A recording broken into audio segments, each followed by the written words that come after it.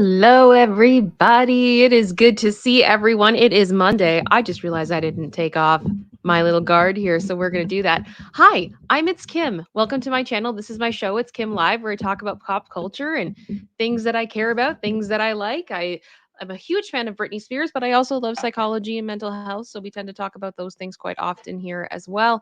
And we're going to be going over a few things today, particularly Ms. Ruby Franke was in court about an hour and a half ago and entered in a guilty plea. So we're going to be speaking of it. We're going to talk about that. And also, I have some stuff to go over for Brittany. We also have a great What the What today. If you haven't seen the show before, here's how it usually goes. We have main topics. We talk about those. Then we have a halftime. We just kind of hang out and chill and talk about stuff. If you guys have questions or I have stuff just I want to share with you or whatever that's off topic, we do it then. Then we go into something called What the What, which is where we look at something from around the internet. It's usually something funny, outrageous, wild, all those types of things. We do stuff like from Reddit. We also do funny pictures, all types of things. And today we are continuing a saga that we have started last week. So we have part 3 of that today. And holy smokes, is there a lot to go over today? And I have to be honest with you guys, I have been going nonstop for the past couple of hours trying to make sure that I have everything under control because unfortunately at the last minute with the Ruby Franke hearing, the judge basically barred the media. And we had been under the impression that the media was going to be there. Law and Crime literally had a stream up and running, ready to go. And then 5 minutes before they got, nope, you can't do that. So that was that. And we all kind of went, okay, now what?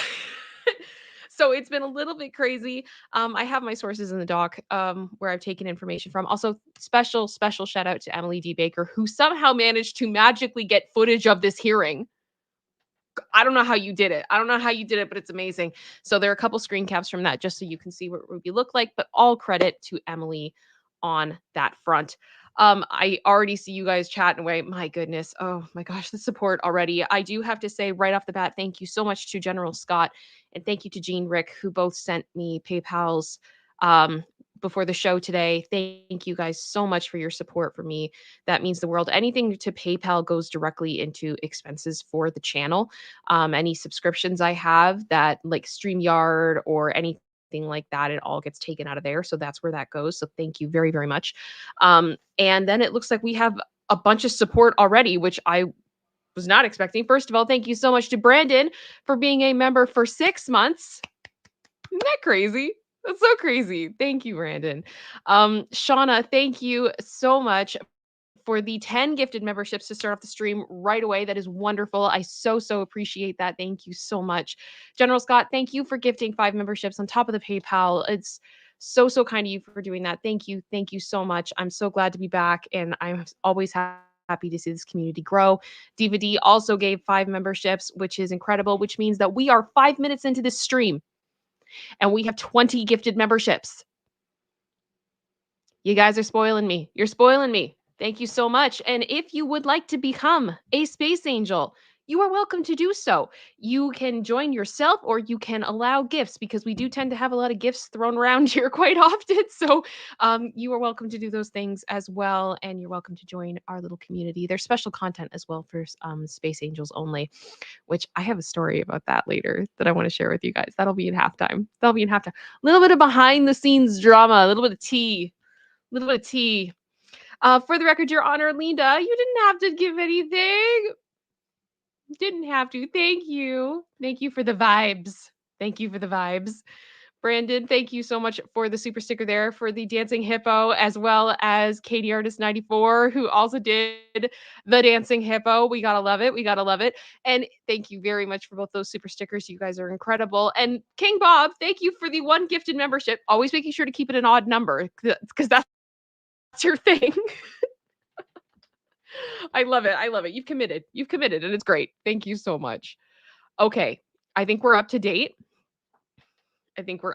So what I'm gonna do here now is I'm gonna turn off my my YouTube chat so I can't see it as well. I would encourage you guys to please consider liking this video. I just gotta check something here. I think I forgot to do. Yeah, there we go. Sorry, I forgot to do that. Um, Good. Okay. I would encourage you to please like this video. Please subscribe if you have not. I would love to see this community grow. And we've got lots and lots and lots to talk about today. So let me get my formatting right. Boom, boom. And here we go. All right. Because of the content of Ruby's story, we are going to be doing Ruby's story second. And I hope that that is understandable. It's the best thing that we can do for the community guidelines is not to have anything that has that kind of content um, directly at the beginning of the stream. So that is why we are doing that. If you are watching on the replay, don't worry. I'll have a timestamps below. You can click around and go to exactly where you want in the show. So this stream will include speculation and opinion. This is my show. I like to share my speculation and opinion and should not be taken as fact. Always do your own research. And if you have questions as to why I have these opinions, feel free to check out my source doc, which is also in the description below. And we'll show you what I've been looking at, which really kind of forms my opinion. So you're welcome to check that out. As well, hi, YouTube human reviewer. Nothing explicit is going to be shown. I do my best to follow the community guidelines and to respect your rules. And viewers, please do not send hate to anyone. I know you guys are good with that. You really are, but it's important for me to say that, you know, it's fine to have an opinion, but when the hate turns into real life, it's not okay. And we don't want to hurt anybody, even if we're mad, right? We can be civil, we can have opinions, and we can be good people. So, yeah, no hate, please. So here we go. I want to talk about this post that everybody has been going on about when it comes to Britney, and I have to be clear that this screen cap is not a full screen cap. I've had to put in the caption because it has since been deleted. And the image that you're looking at is a screen grab of a short video of this animal, drinking some water or milk or whatever it was. And then in the panned out shot, there are multiple gentlemen pole dancing. That's what's in this shot. That's what we got. And the caption has confused a good amount of people. So Brittany said, "Oh, blank, the stories I could tell on the set of this one. There's always more to the story, and that's not even half of it. It was shot in Arizona in 120-degree heat. Two different version videos were shot for this song. Most boys say, 'Oh, I'm shook.' Psst, I never mentioned how I beat him in basketball. And he would cry. No disrespect." So this to me is a perfect example of when people think that Brittany doesn't make sense in her Instagram captions. And I am about to show you guys that she makes absolute sense. I am curious if any of you guys are up to date on what the first half of this caption is about. If you think you know what this is about, put a 1 in the chat because I would love to see. Or are we all just confused about the leopard cheetah situation? Throw 1 in the chat. Let me know. Let me know. Alrighty.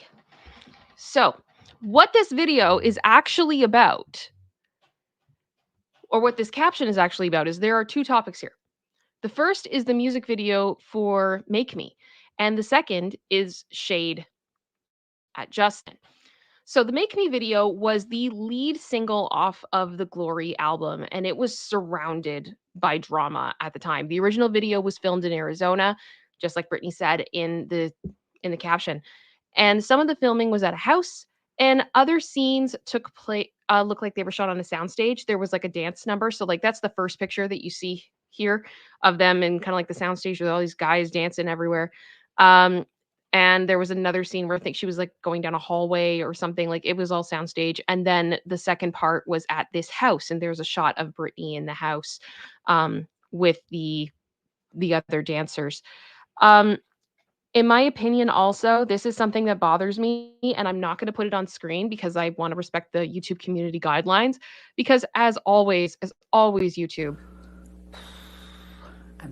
I'm trying. The opening shot of this video, and I believe it's both versions of the video, there is a lady who is supposed to be Britney. You never see her face, you just see her back, and there's a lot of filming on her butt.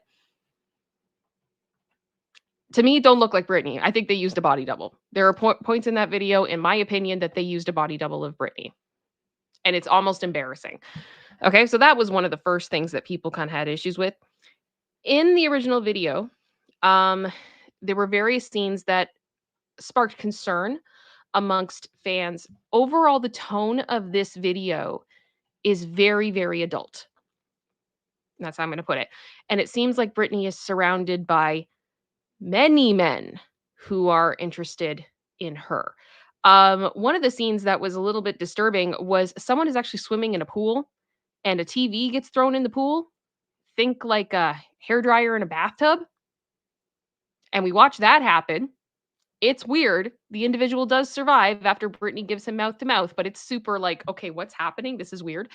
There is a simulated adult scene between Britney and G-Eazy where the camera appears to be from Britney's POV.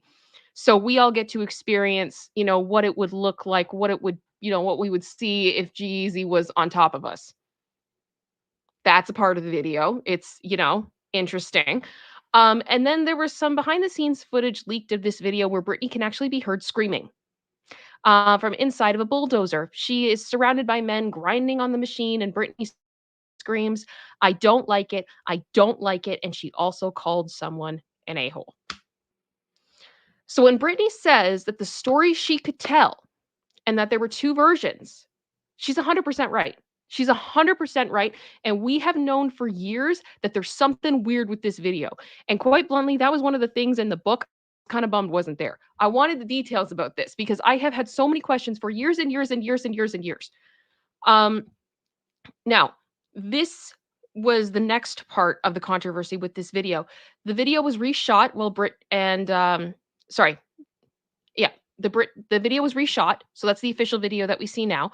And while Britney was in the institution, the quote unquote original version leaked. The director, David LaChapelle, who has worked with Britney from the beginning of her career, wrote on Instagram about it. And credit to absolute Britney Com on Instagram. You guys are amazing. But this was what David said. So he said, "This is some of my footage, but this is not my edit. So not official. This was not what he would have put out, to be fair. I find it very suspect that the video was leaked while Britney was away.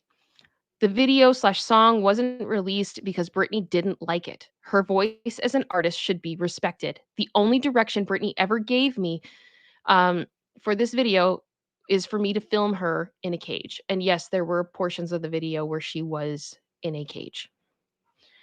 At the time, I didn't understand why she wanted to be filmed in a cage. At first, I envisioned her to film her as a tigress, but looking back, it seems that she wanted to communicate that she was in jail. For everyone on my team, at least we could tell something was off. For the video, every time, the only direction Britney gave me for the video was that she wanted to in the video. Looking back now, it seems that these were cries for help that she wanted to communicate through her videos. I have known Britney since she was 17. I shot her first cover, Rolling Stone. It was shot in Louisiana at her family home filled with her pageant trophies. I could tell even back then something wasn't right, against greed and lies. Again, this stuff is in plain sight. But the thing is, there's so much Britney news all the time. Sometimes I kind of feel like there's so much it's hard to keep straight. And this is where my brain, I don't know why, but this is part of why I've chosen to cover Britney, because I remember this stuff. And it makes me sad that people would look at an Instagram caption like that and immediately think that she's just spouting complete nonsense and not understand. But she isn't spouting nonsense. She is absolutely right. And time again, even if you don't understand it when you first read it, usually context comes out later. It makes sense, but it just takes time to get there. So And I understand her also being cryptic about some of this stuff. There's still litigation going. There's still issues going on that she can't be as open and honest as she probably would like to be. But she's also been muzzled for so long. Now she's not. Now she can kind of talk at least about some things. I know there's probably stuff she can't talk about because of the lawsuits, but this is how she's choosing to communicate. And I can't fault her on it. I really can't. I also wanted to note this because this is something that, and this is my speculation as well, in all fairness. It might be worth noting that the cover of Glory, the original cover, the album, was originally a screen cap of the Make Me video. I'm not kidding. I'm not kidding. Like they print screened. Like, you know what I mean? Like it's just absolutely ridiculous. But it was later updated with the deluxe edition to Britney in the desert in chains. Some have speculated that Britney wanted this to be the cover originally, but the chained slash caged aspect would have been rejected by the conservatorship. So again, she was trying to get this point out there. She tried. She tried, right? It's really sad. But the second part of this caption is the Justin shade, right? And this is the one that people kind of got. So they've been focusing on that. So this is the People article about it. Britney Spears seemingly responds to Justin Timberlake's no disrespect disclaimer at his Las Vegas show. The post comes 2 days after Timberlake seemingly referenced the pop star performing Crimea River at the opening of the is it the Fountain Blue in Las Vegas? Or place in Vegas. Britney seemingly referred to her ex Justin Timberlake in her latest Instagram post. The post was published 2 days after Timberlake said no disrespect before singing his 2002 song Cry Me a River in front of a star-studded crowd at the opening of that place in Las Vegas on Wednesday. Spears shared a clip of a leopard standing between two pole dancing men and a man standing upside down against a wall. Not the context that is needed for that, but okay, we'll just keep going. You guys got it here at least. In the caption she wrote, and again, what we read, but ending it with, Psst, I never mentioned how I beat him in basketball. He would cry. No disrespect. Shrug, shrug, shrug. So Spears and Timberlake famously wore matching jerseys featuring their nicknames for each other, Pinky and Stinky, during NSYNC's third annual Challenge for Children charity event in July of 2001. Although they dated from 1999 to 2002, their relationship has been making headlines since Spears' memoir, The Woman in Me, was released. So I guess this basically what that caption is then at the end of the day is Britney fighting back against Justin taking the stage in Vegas, not addressing anything, right? He's not saying anything. After the memoirs come out and everything else. So the first thing he basically says in reference to Britney since the book came out was him getting on stage to sing Cry Me a River. The song that we now know is full of lies. You know, you don't have to say just what you did. I already know. I found out from him. No, she told him. And then they like still were together for a long time. And also no mention of the fact that he had been cheating on her, but you know, whatever. So the first thing that he says about this is no disrespect before going on to sing the song that was the ultimate sign of disrespect against his ex. That also perpetuated the the misogynistic and the sexist dialogue that has followed Britney through the rest of her career and even until present day. No disrespect. So Britney just probably had a moment where she just went, I probably like, you know, I never mentioned how I beat you in basketball. Because she is a good basketball player. That's a whole thing with Britney, if you didn't know that. She was very active in high school, with basketball and was very, very good. So, yeah, I guess, Justin's, pride got a little bit hurt when she won. So he cried then. So I guess, you know, cry her a river. It's just the most ridiculous, like, it's so oh, it's just her little way of going like, "I could have written that in the book, but I didn't." No disrespect. Right? It's kind of funny. It's kind of funny to me. So that's kind of what that is. That's what's up with that. And, yeah. So I'm curious, when we look at that post, now I'd like to know, put a 1 in the chat. Did you know everything that I just told you about this? If you didn't, if you didn't know, put a tooth, 2th, in the chat. I would love to see. I would love to see. And thank you guys for humoring me on my weird Britney knowledge because that's what I do. That is what I do. All right. So, are we ready for Ruby? Are we ready for Ruby? I am. I'm ready for Ruby.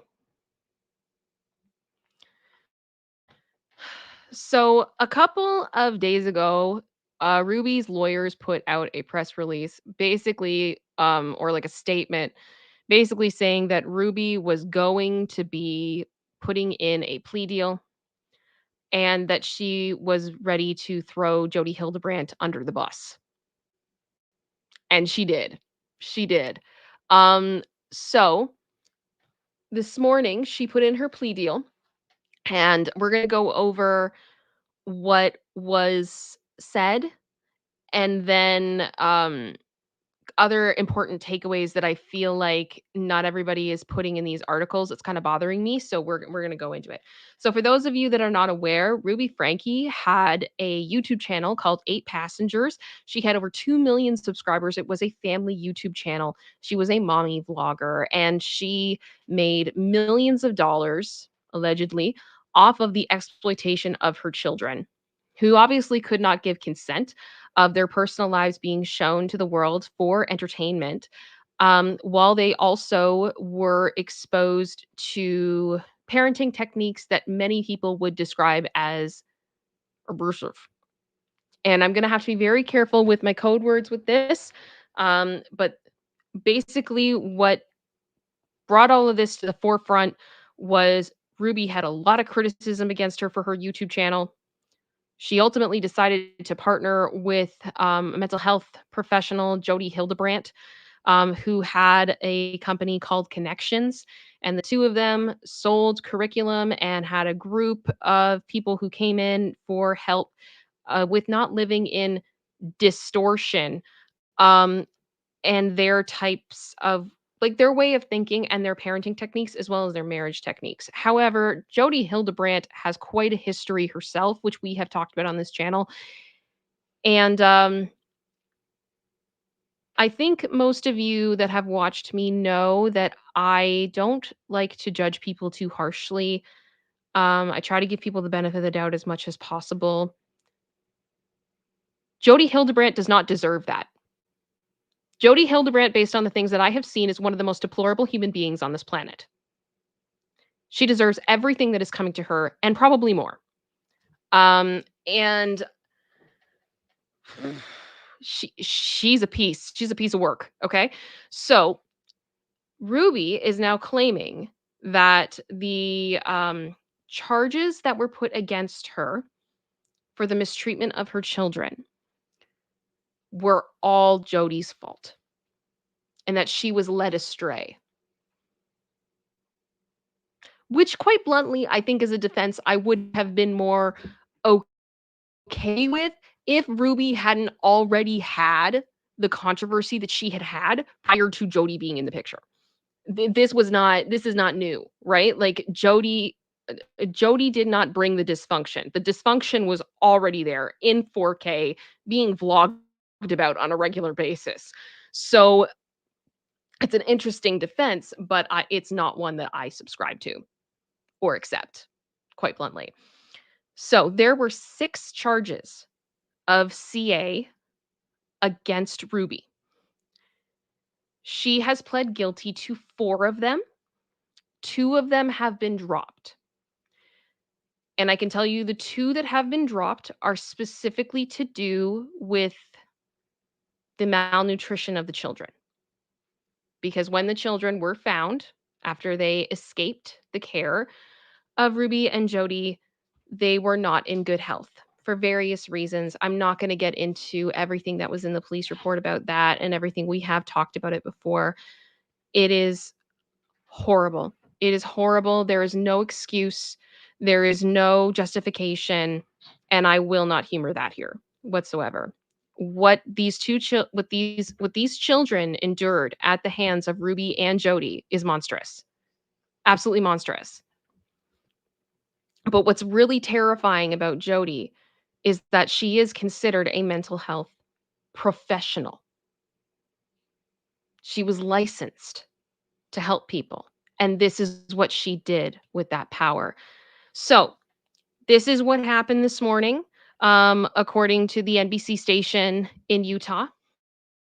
I think it's KSL TV. So, Ruby Franke, the Utah mother who was once a popular family YouTube vlogger, has pleaded guilty to 4 second-degree felony counts of CA. 2 counts were dropped as a part of the plea agreement. As the final charge was read, Franke said she understood the terms with the agreement. And as the final count was read, she was asked how she pleads. And she said, with my deepest regret and sorrow for my children, guilty. To which I say, shut up. Shut up.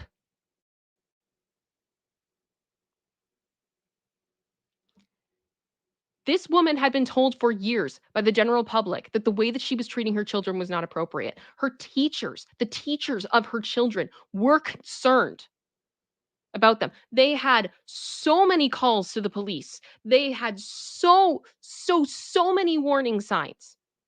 Your deepest sorrow and regret? No, you're just mad that you got caught. You're mad that you're in this position. You would have continued this till kingdom come if this hadn't have happened. I don't believe any of that. I don't believe that for a second. It's absolute garbage. Anyway, sorry. Sentencing has been scheduled for February 20th at 10 a.m.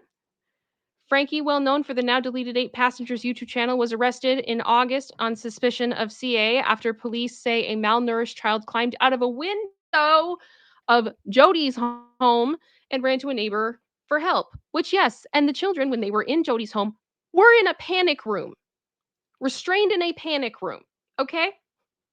The home belonged to Jody Hildebrandt, Franke's business partner, who founded the Utah-based mental health counseling service Connections Classroom, and was also arrested on booked on suspicion of 2 second-degree felony counts of aggravated CA.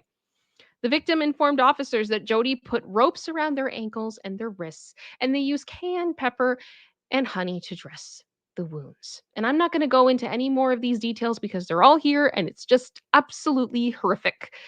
The law firm representing Franke said that Hildebrandt took advantage of Franke's quest for improvement and twisted it into something heinous. I also love it in the original statement that they put out from Ruby. She actually uses the word distortion or distorted, which is like a direct throwing Jody under the bus, which I just found to be absolutely hilarious because that was the whole thing that they did was they were teaching people how to live out of distortion. So she turned around in her statement and was basically like, she pushed me into distortion. You went willingly. I'm sorry. I can't. I just can't. I cannot.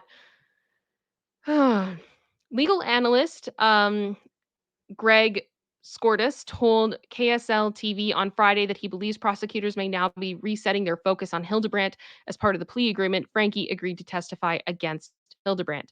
It's not uncommon at all when you have these cases involving multiple co-defendants for the state to um, to go to one perhaps that is the least culpable of the others to get them to help the state's case, he said. That seems to be happening here. In the statement, Franke's lawyer said that she is aware that her husband filed for divorce and is devastated, but acknowledges and understands her husband's anger and reasoning. Franke's brother, Bo, sister Julie, and both of her parents attended the hearing.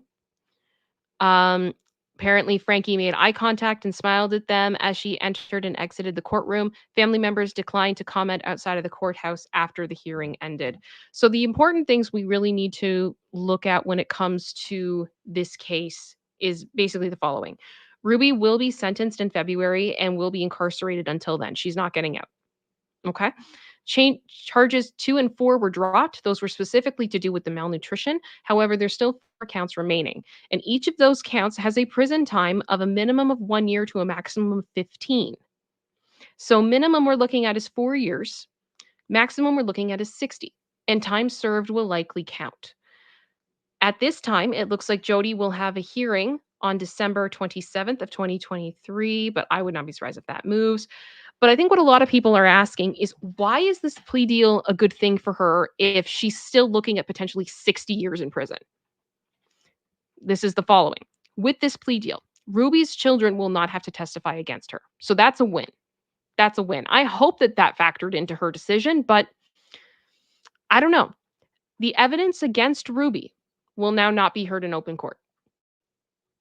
So she gets to keep all that dirt to herself now.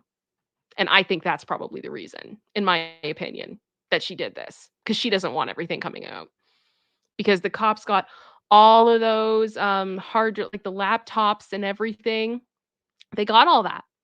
And they were told that they had to delay certain things with this because of the copious amounts of evidence that they got. Not looking good.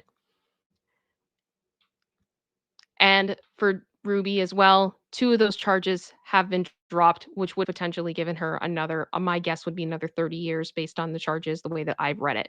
So, yeah, my guess is I really get the vibe that this was an agreement that was made by the state that they get to decide how much they're going to sentence her. Probably, I would guess maybe based on her cooperation. If they're going after Jody, they're going after Jody. And Jody deserves everything coming to her. But Ruby deserves to be punished as well. And that I think is my biggest frustration.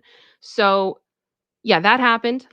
As far as anything else to do with the situation, it does look like the courts are really trying now to separate the children from this case. They're trying to protect the kids, which I mean, it's about time somebody did, bluntly put. So we're not going to be talking at all on this channel about the kids, and I've talked about that before. Um, so it's I'm sorry, I just had a mind blank. I apologize. Um, we'll see where this goes. I'm not going to focus on the kids. I'm going to focus on what's going on specifically with Ruby and Jody. But it does look like that Ruby will be in prison for the foreseeable future. Matt Bond, I just saw you pop in here. Yeah. Emily D. Baker said that she won't get max. Judge decides the sentence no matter what. Oh, absolutely. The state gets to do whatever they want. You can put it in the plea deal. That doesn't mean it has to be accepted. It doesn't mean that they're going to sentence accordingly, right? That's not necessarily the way that it's going to go. So I guess we'll see. I guess we'll see. Still checking here. Okay. Shantae just said, yeah, one good thing about it is now the whole nation knows who she is and what she's about. Yep. And the only thing I will say is I am bummed that now all of this evidence isn't going to come out. Because I think it should. I do. I think it should. I mean, it's funny how someone who was so open was sharing every little bit of their lives when they thought they had power. Now when the tables are turned, they want to hide everything. But I thought you guys didn't do anything wrong. And I think that's part of it is that she's claiming that she had like this was a moral issue for her, that her morals got all twisted and everything. I'm sorry. What morals do you need to have to know not to hurt your children? Not to starve your kids? Is this really a conversation that we're having now? And I really hate the implication of the moral thing because to me, if you have followed this case at all, you are very well aware of how much, unfortunately, the Mormon church or the Mormon faith is weaved into this story, particularly with Jody. And this is not me saying that LDS is bad or Mormon people are bad or anything like that, but there is definitely a high level of influence and it being used in a very destructive manner and not appropriate manner within this case. So when she says moral, I can't help but feel like, is that just veiled you saying, I was following my religion? Because I really hope not. Because if that is the case, if that is part of like what was being said with that, like I feel bad for everybody who practices Mormonism because I'm pretty sure many would disagree. So, it's a little bit ridiculous. But I figure why don't we go into our halftime? We are through everything. I did see we had another 10 gifted memberships from Shauna. Thank you so much, Shauna. That's so kind of you. We're now looking at 31 gifted memberships today, which is absolutely wonderful. Thank you guys so much for your generosity and welcome to all of the new Space Angels. Also, have to say thank you so much to Denise, who just sent me a PayPal. That is incredibly generous of you. Happy holidays to you. Thank you so, so, so much. It's very kind. All right. Just gonna put that up for you, Marion. I'm gonna let you say that. Yep. As a member of the LDS Church, we do not accept Ruby in actions. Did think you guys did. Didn't think you did. And I mean, in all fairness, like I love Jesus, and people have done things saying that that's what Jesus wanted. I have absolutely disagreed with. I know how that feels. It's incredibly frustrating. Um, but yeah, I it's always sad. It's sad. But we're through it, and it looks like justice is being served. And hopefully the kids are going to get the support that they need. And it looks like things are about to go off for Miss Jody, which I'm pretty happy about. I'm not going to lie to you. I'm not trying to be someone that's like excited for somebody else's, misfortune or difficulty, but I am someone that believes in, accountability. And when people do horrible things, things happen. Things happen back. So there we go. Let me see. Yeah. Holy Popo. Yep. Yep. Not Jesus I know. Matt Bond just said, as an ex-Mormon, I do not know of any LDS that approve of this stuff. Yes. And Emily just said, it's people like Ruby, Jody, and Lori Vallow making the LDS church look bad. Yep. That's the thing. I feel you guys. I feel you guys. Sorry, carbonized your comments making me laugh. Yes. And Katie Rose 94, yes, Ruby and Frankie are, Ruby and Kevin, Frankie, are getting a divorce that is going through.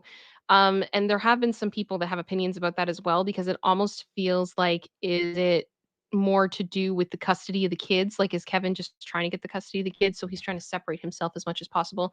But again, Kevin was there the whole time everything happened prior to Jody being in the picture. So a lot of people have opinions about that. Woman X just said, it's good to see some consequences after people have been talking about this for years. Yep, it took too long, in my opinion. Yeah. Come on. Kevin's trying to save his butt. I would agree.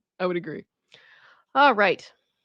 Well, you guys, we do have a What the What today. We do have a What the What planned. But we have some time, I think, before we have to do that. We were able to get through those topics a lot quicker than I was expecting, but that's fine. I was hoping we'd have more with the Ruby thing. I'm not gonna lie. A part of me was kind of planning on going live and showing the footage like when it streamed, but it was so chaotic. It was like I was sitting here ready to go, had my notes open, and I'm like, let's go, let's stream. Nope, nope, nope. Oh my goodness, Shauna, my goodness. Just super chatted $50, which is incredibly generous. Thank you. Saying just a quick note to say Merry Christmas and Happy Holidays to at ItsKim, at Producer Sister, and all the mods and community. By the way, at ItsKim, love the hair, looking super cute. Much love. I'm glad you like my hair because my hair is not behaving today, which is why it is in this. This was I can't make anything work. Like, Producer Sister could back me up on this. True story. Yeah, she like grabbed me like different hairsprays and stuff. I was trying to fix it. It's not going to get fixed. It's doing what it's going to do. It's rainy out.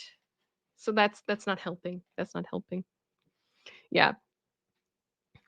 Soki just said, yeah, the footage was 6 minutes anyway. EBD played it twice. And quite bluntly, the most eventful thing in my mind with that whole thing was her being like, with my deepest sorrow to my children, I plead guilty. Like, really?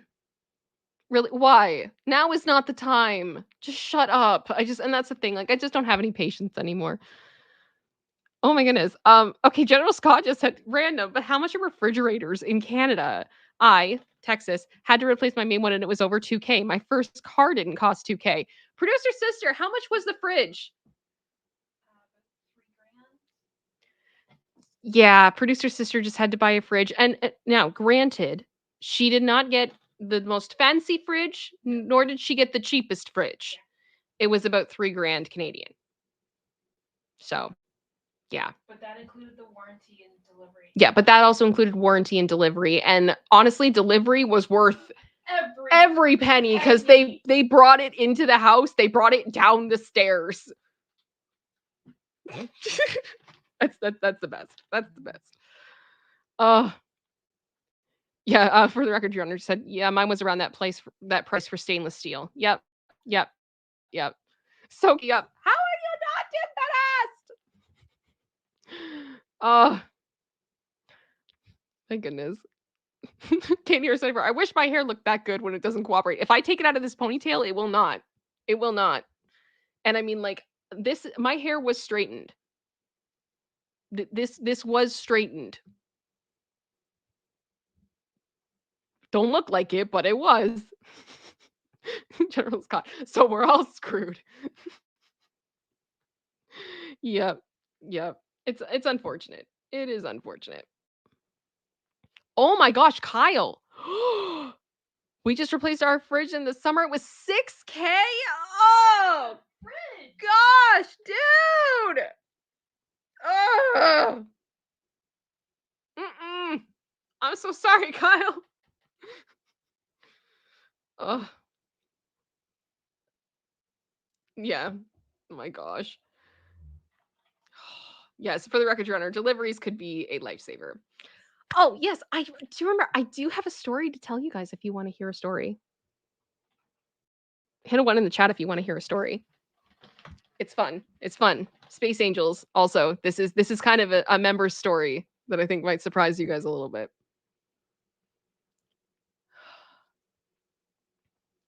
Let me see if I can get the pictures up because I always come with receipts. I come with receipts with my drama.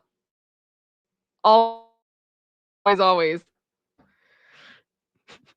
The chaos tree. Take it out. Take it out. It must be my hair. No, because I may not be able to get it back up, and then I can't see. So that's not happening. Okay. So the other, I think Saturday morning, I woke up to an email. And this email was from YouTube. And I'm just going to get this up and ready.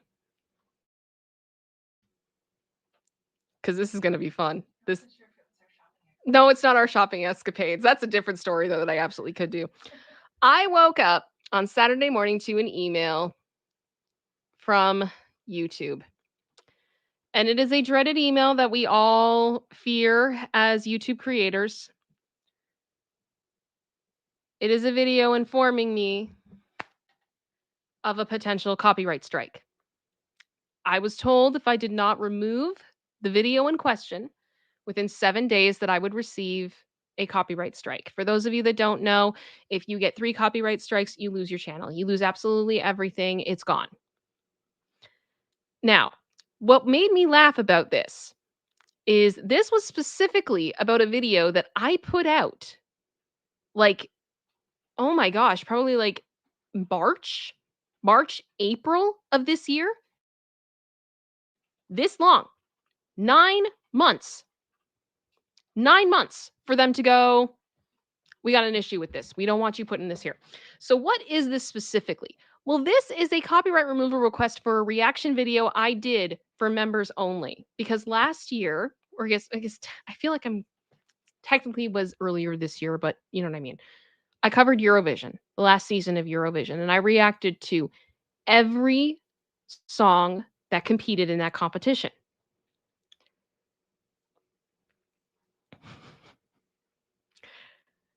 This one in particular, I reacted to a song that was submitted by San Marino. San Marino came in dead last in the competition out of everyone. The worst song of the competition. And my review to them was, I mean, it was in my style. I was open that I felt that it was repetitive. I thought it was creepy. Literally, one of the lyrics that is repeated multiple times throughout the song is, "Baby, come and find me. Let me smell you like an animal." It was unsettling. It was uncomfortable. A lot of people did not like that. They were not here for this. I love a surprise. Like, oh yeah, that. We all like, if you saw it, you remembered it. They did not do well. Now, the funny thing is, you can tell here that it was claimed by San Marino's TV station. So, San Marino directly. So, basically, what happened here was they specifically started looking for videos that had their video shown. I had commentary with it. It absolutely was fair use. The whole video itself was 37 minutes long, and where I talked about many other videos, including, and this is the part that has me pissed off the most, I reviewed Poland in that video, which for any of you guys that actually followed Eurovision last year, y'all will remember Poland as baby. It's kind of crazy. Na, na, na. It was like the most memed song of the entire competition. So them saying you can't have this up anymore also meant that I can't have my original reaction to baby, which really pissed me off, but we'll get there. So I love ew, right? Yeah. So they took it down and they basically said, you have to delete this. You have no recourse. You have nowhere that you can go to talk to. You cannot request a review. You cannot interact with these people. And then when I went into my YouTube studio to see what I could do, all record of who had claimed me was gone. So San Marino claimed me, tried to strike me after 9 months, probably because they didn't like what I had to say, or they're just trying to scrub this from existence. And then when I went to go and try to talk to them, they were like, you can't know it's us. You have to go through YouTube. Everything is now confidential, which I'm sorry, it's not confidential when you emailed me and I have the proof.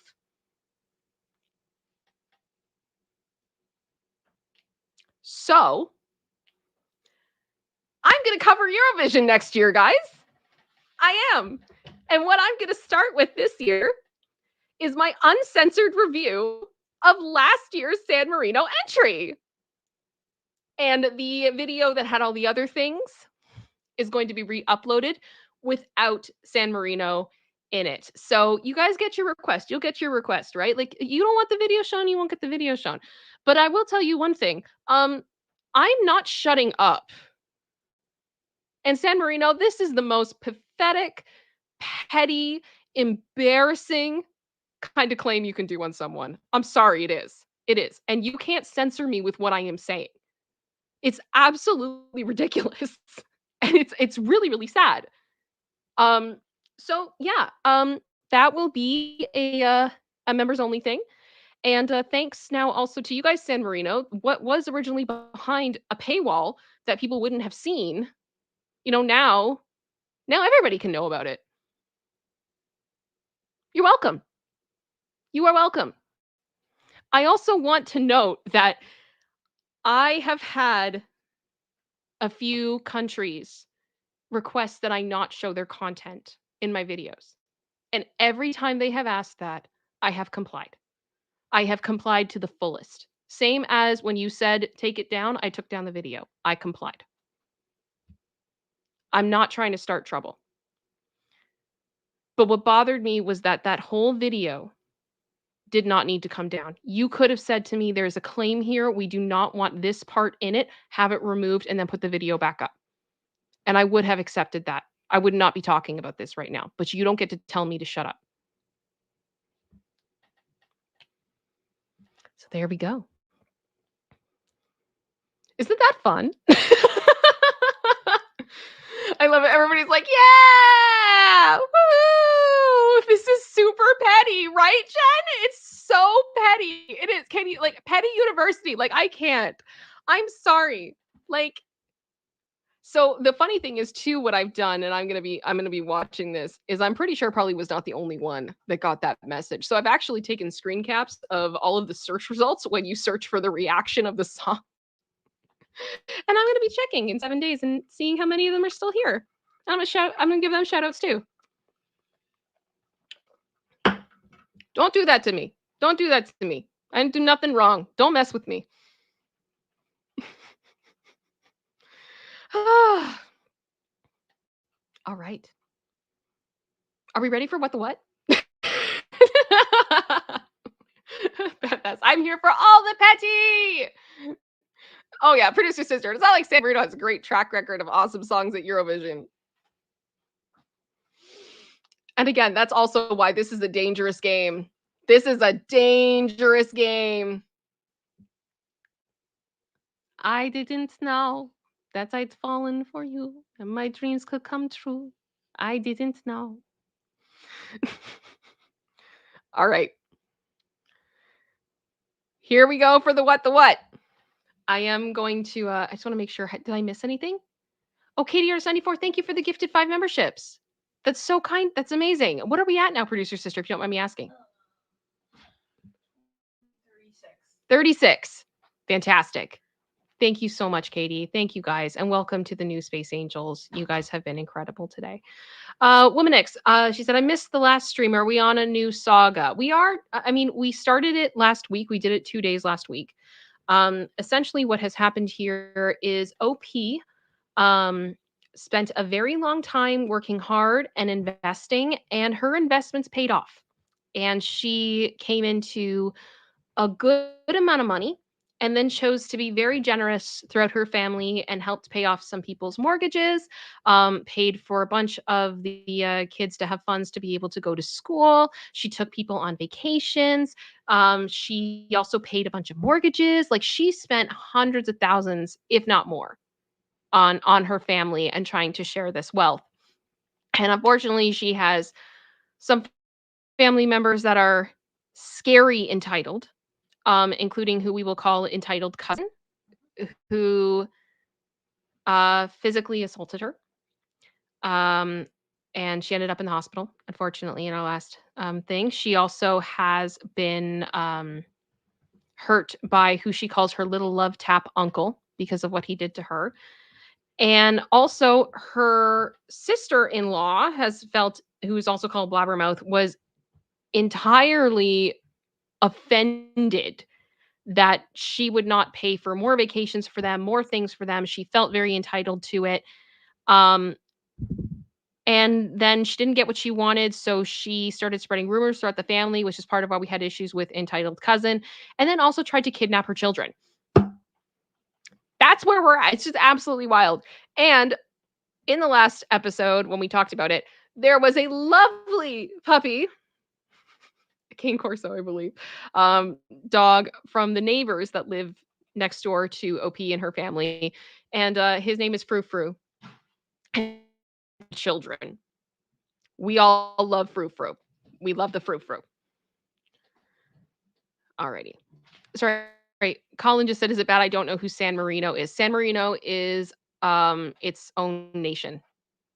It's near Italy in Europe.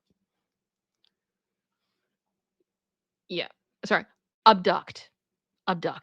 You're right. But yes, we all very much love the Frou Frou, and Frou Frou is partially why we are covering this story, because producer sister is a big fan of Frou Frou. Big fan of Frou Frou. Okay. So here we go. Pardon? Oh, I thought you said something. Okay, so producer sisters note, this is an ongoing story that was first posted about in July of 2020, with the most recent post being November of 2023. So this has been going on for a while, and it's technically still going. This will be a multi-part saga. Today's portion will cover the posts between February 2022 and August of 2022. This is a cautionary tale for those who believe that money will solve all their problems and what it causes into. Be advised that there are some acts of DV, but also consequences to these actions. And we are doing our best to give you guys trigger warnings as necessary. P.S. For all of those still in shock from the previous saga and the betrayal of dear husband, don't worry. Based on what has been written of this saga to date, there is a dear husband in this story. Is not that dear husband. We are still fans of this dear husband. So just to keep things clear. All right. Here we go. Entitled Cousin Meets Karma. We're here for it. A small update as I don't have a lot to tell, but I thought you might want to hear this. Entitled Cousin and Blabbermouth are still getting used to their new environment, aka prison. Yay! They are not being released again until trial. We hope that that won't change, so happy dance for us. But Entitled Cousin met someone else, and that one is Karma. And Karma is a bee. I was informed of this by none other than Entitled Cousin's wife, henceforth known as Wonder Woman. Wonder Woman came to my house not to yell at me, curse me, or threaten me. Nope, she came to thank me. I was apprehensive and I didn't allow her inside, but what she put through the mail slot but what she put through the mail slot to me made me invite her in. Entitled Cousin was apparently financially and emotionally not nice to Wonder Woman. He never laid a hand on her or the children and never hurt their children, but whatever money she made, he made sure he got it. She was only allowed to work for cash so he could get his hands on it easier. Whatever savings she had, he had forced her to surrender it in the name of we are a unit now. She was broken and afraid. He had threatened divorce and taking the children because no judge would give her custody since she couldn't support them. And in that case, he wouldn't allow her to see them as she was a bad wife and mother for leaving him. But now that he was behind bars, she found the rest of the courage she needed and access to the bank accounts, joint and her own, as well as other important things. Wonder Woman has already been in contact with the divorce lawyer, but was too afraid to actually go through with it. Her parents had talked to her many times and told her to get some real legal advice. She finally did, but she was biding her time. So when Entitled Cousin got arrested and sent to prison for a longer stay this time, she got the locks changed. Her house is in her name, inheritance, all of the things in boxes, put all of his things in boxes, closed the joint account after dividing the money equally, did a whole list of other things. I can't remember. And on the same day he was served with papers, his parents got a lot of boxes with his stuff and a letter. Wonder Woman was divorcing him. And the stack of papers she gave me, a copy of the divorce papers. That is awesome. Good for her. Good for Wonder Woman. Good for Wonder Woman. Wonder Woman was crying. She was and had been so afraid. Apology after apology about not being able to stop him from doing all those things. The reason she came was to let me know this and how me getting hurt and Entitled Cousin breaking bail was the miracle that she needed. She apologized because my misery enabled her to escape. I told her I wasn't angry at her. She did what she could. I was a bit surprised about the speed of everything, but with help from her parents, her family, and her friends, she'd been planning her flight to freedom, as she called it, for at least 7 to 8 months. What set her in motion was the visit, and along with what he had said about it all, it lifted whatever blindness she had. Wonder Woman finally believed those words others had said about Entitled Cousin. It took some time, but after getting help, Wonder Woman started planning everything. She's afraid but relieved. Wonder Woman was crying tears of joy and sadness at the same time. She kept apologizing, although I assured her she had nothing to worry about. Her parents are helping out financially for the moment as she's looking for a job. I asked her about what she used to do, and after telling me, I gave an old friend of mine a call. He knew I knew he was looking for someone and asked if he could send the job description as I knew someone who might fit. Wonder Woman looked and told me this might work. Friday, she called me to say that she had an interview next week. Fingers crossed. Awesome. Awesome possums. We had a good chat. I gave her my number so she could call me if she needed help. I'm good at budgeting, and next week I'm going to meet her and help her.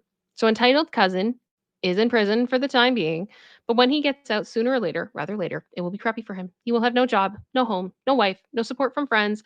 His buddy told me his friend group, everything.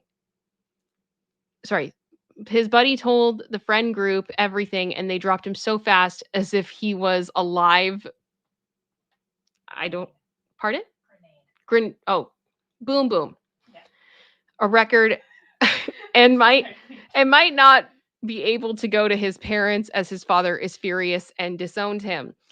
And that is how it is up to this point. Entitled cousin meets karma. Let's see what else life and hopefully karma has in store or in stock for entitled cousin. Oh, wow. Yep. So as producer said, the good that came from the bad, and that's good. I'm very proud of Wonder Woman. Good for you, Wonder Woman. I do have to let you guys know I've been told that on the next coming slide that there is an instance of what I'm going to call V, nothing descriptive, and it is to entitled cousin. So if it's not going to be very very long, so if you need to mute for a few like a moment or so, you can do so. But we didn't feel that it was as extreme as the last episode where we had the warning. So just be advised. Okay? So here we go. So this is February 13th, 2002, entitled Cousin Meets Karma once again. Someone commented on my last post that they hope karma would come to him through his fellow prisoners. Do you have the power to predict things by any chance? Because that happened. Lawyer friend keeps us up to date about both Entitled Cousin and Blabbermouth whenever possible. Entitled Cousin was wise enough to keep some of the details about his reason for prison to stay to himself. Smart man. I'm told that some people who reside there don't take it well when you hurt women or children, but his fellow prisoners did find out that he had hurt a woman and helped plan a child abduction. Well, he was given a taste of his own medicine. The only difference between him and me is that I had some serious injuries. He got messed up, but only suffered some bruises. No broken bones or internal injuries. Prison guards were quick to intervene when it happened. As to how his fellow prison people found out what he did, well, his mother visited him and they were talking, and his mother does not have the ability to whisper. So I wouldn't be surprised that whilst they were talking, the other heard and were not happy with what they heard. But that is a guess. Her visit and what happened were mere hours after each other. There we go.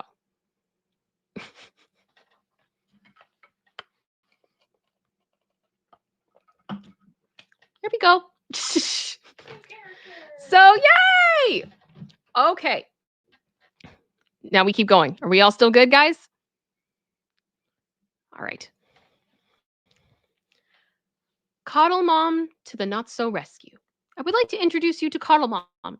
She is Entitled Cousin's mother. Wonder Woman, aka Entitled Cousin's soon to be ex wife, is also mentioned. To us, it seems that she is in an almost complete agreement with her son.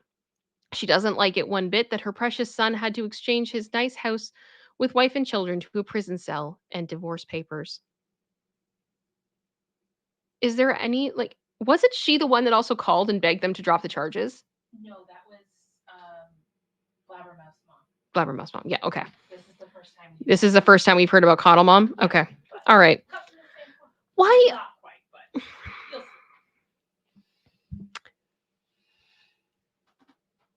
you'll see. I don't understand that. I don't understand that. When Coddle Mom and Entitled Cousin's dad were met with Entitled Cousin's belongings, Coddle Mom lost her absolute mind. Wonder Woman called me to relay the story. I'm sorry, why are you surprised if that's the way that your son treated his wife and his family? Like, I'm sorry, I don't understand that. Big shock. Coddle Mom called Wonder Woman and started her spiel of how dare you divorce my absolute gem of a son. Puke anyone? Yes. Wonder Woman had learned from me and recorded everything in case she needed it. Wonder Woman just simply waited till Coddle Mom had to draw some breath before she said something along the lines of that Entitled Cousin should be happy he wasn't charged with financial A as well. Um, Proof aplenty, according to her, and that since she loved her son so much, she could have him, as Coddle Mom always thought that Wonder Woman's only purpose was to provide Entitled Cousin with children and meet his every need. Some other things that were said, and Wonder Woman is a woman who I start to admire more and more with each passing day. Really, it's like she broke free and became something amazing. She doesn't care that people play into the family card. She learned from my mistakes, and unlike hubby or lawyer friend, she doesn't sugarcoat her words. She told me in no uncertain terms that I have behaved with too much caution and forgiveness and should have burned them to the ground the moment they started their crap. And I have to admit, I agree. I love the sass. I love the sass. Can I just say, these are the moments that I'm like, as hard as some of these stories are to hear, like, I love seeing when people get back up. You can get back You can get back up. You can get back up. That is the whole point of this. Yeah, you can find your confidence, you can find your self-worth, you can love yourself, and you can get back up.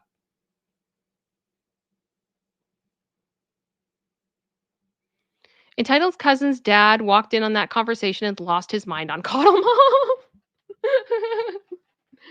Wonder Woman told Coddle Mom that she did not want any contact. Entitled Cousin's dad could call and they would make arrangements for him to see the grandchildren. Wonder Woman is working with a lawyer and social services on how to approach visits between Coddle Mom and her grandchildren concerning some things that you will read below. So after getting an earful from her soon to be ex daughter in law, Coddle Mom started calling me and hubby demanding that we dropped everything, begged their forgiveness for nonsense like tearing the family apart and not doing what was right. We recorded, hung up, and blocked her and saved everything we needed, and I filed for a no contact order. Yes. But when all of the shenanigans didn't work, she tried something else. She seemed to have learned from her son, entitled Cousin, where I lived. So she came to our house. How dumb are you? You have a no contact order and you went to her house after your son has done what he's done. Oh my gosh. I'm Not so bright. not so bright. Oh my goodness. Wow. So she came to our house, but as we have doorbells with camera, love the invention. With recording settings, I could enjoy the show from my spot on the couch while she dug her own grave. Like hell, I was going to open the door with Coddle Mom outside. No, lady, heck no. I was so glad my children and my hubby were not home. Screams alternated between, how dare you do this to my son? I'm going to insert V here to you, and you should have given him what he wanted. That is how it is done. Hello, medieval mindset where men matter and women only matter to give the men what they want. How, Coddle Mom, are you not embarrassed? Seriously, this is a Charlotte Dover moment if I've ever seen it. Like, how are you not embarrassed standing outside of somebody's house screaming this? That you're going to physically hurt somebody. Like, oh. Want their way. I can't. I understood in an instant where entitled cousin got this bow down to the will of the family came from. Yeah, unfortunately. Too bad I couldn't get any snacks or drinks due to doctor's orders of rest, but watching from the cameras how Coddle Mom lost her mind and started throwing everything she could at the home, and then get arrested by our town's finest people in blue was priceless. She got arrested.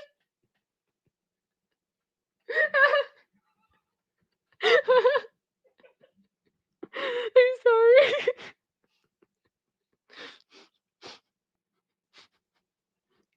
Her husband's gonna be so mad at her.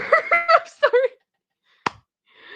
Oh, okay. I'm also slightly disappointed she didn't get to meet Frou Frou and my fourth baby, LeFou. LeFou. Yep, we got a dog. LeFou is a super duper sweetie pie Rottweiler mix, about 2 years old, total lapdog for us, but just the right kind of protective. He was already being trained, and by the name he went. Turns out the neighborhood wife knows the breeder, and she was asked to name the pups of this litter. LeFou and my family have been doing some extensive training with Nice Neighbor. This day, LeFou was at the vet with my hubby and children for meet and greet and health inspection. Can we get some like puppy emojis or paw emojis for LeFou? I'm so excited for LeFou. We love the puppy. Right, Lacey? Do we love the puppy? I just rubbed her foot. She's like, no. I'm seeping. No. You're fine. Oh my goodness.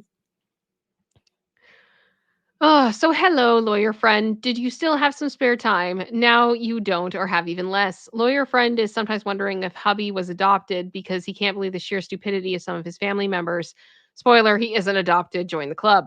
Wonder Woman has also been updated about this. I thought she might need it in case Coddle Mom and visitation of the grandkids. Oh, and Wonder Woman got the job. Yay!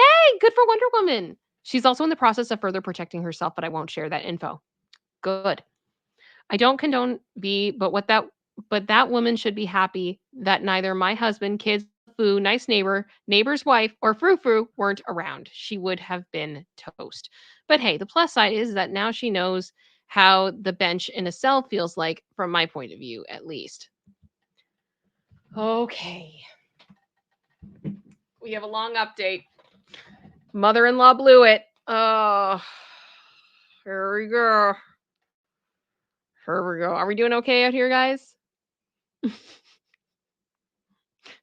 Sophie just said my brain associates Le Fou with Gaston's subordinate, so I have a hard time associating with cute puppy. But I think the idea is like their dog is Frou Frou, which is based off of the footstool from Beauty and the Beast. So the fact that they got Le Fou is kind of funny because of the Beauty and the Beast thing, right? So it's funny. It's funny. But I mean, I love it. I love the juxtaposition names, like the big names for the little dogs or whatever. Here we go. I have a new long update. Title says it all. Mother-in-law blew it. Last week on Saturday, we went to have coffee with my father-in-law and mother-in-law, as we often do. We made sure to give them a call notifying them that we would be coming so father-in-law could notify brother-in-law in case he wanted to come. No contact order works fine. Brother-in-law is not in the mood for visits from local people in blue and fines. Okay.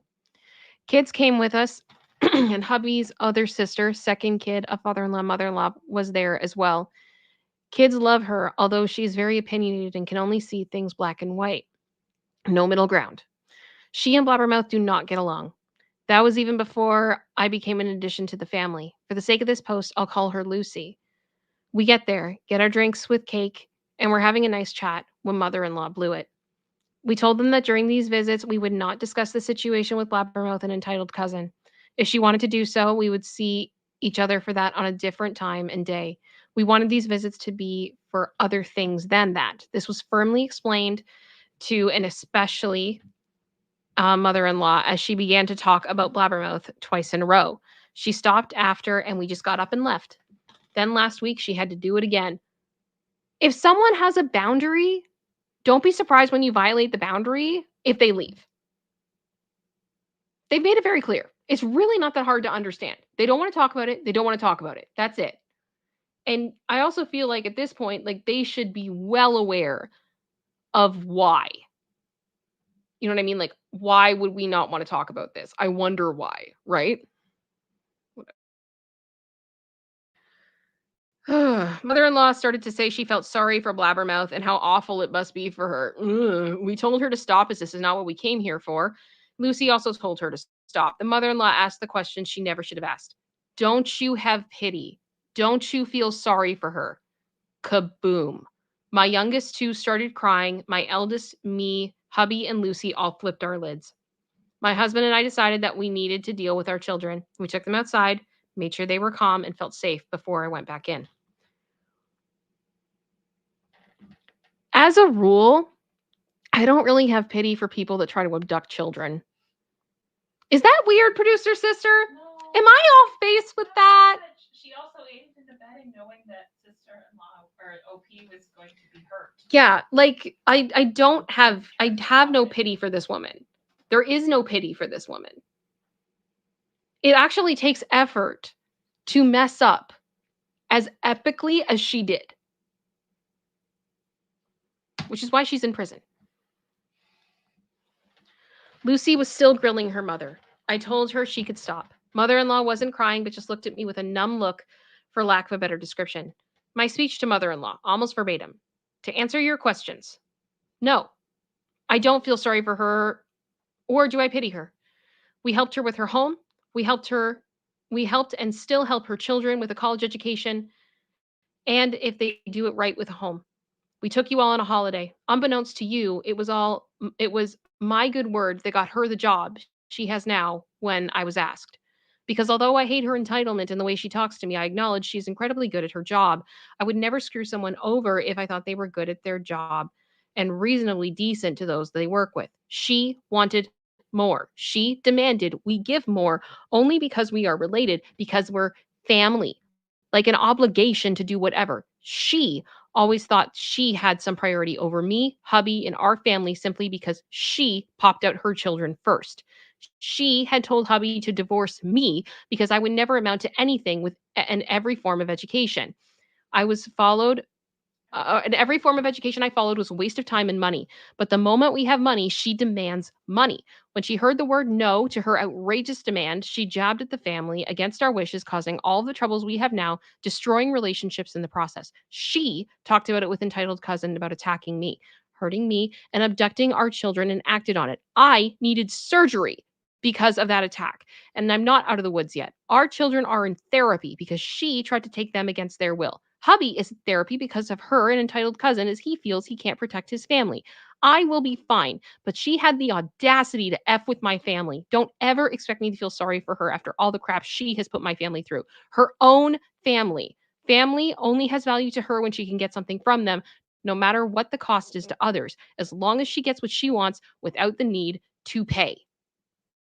You won't be seeing me or the children for a time. I don't care what hubby decides. You are his mother, and I will never tell him he can't see you or talk to you. I love you with all my heart. I thank you for raising my husband to the man that he is now, but I will not put my children through the sheer favoritism and hurt it causes them.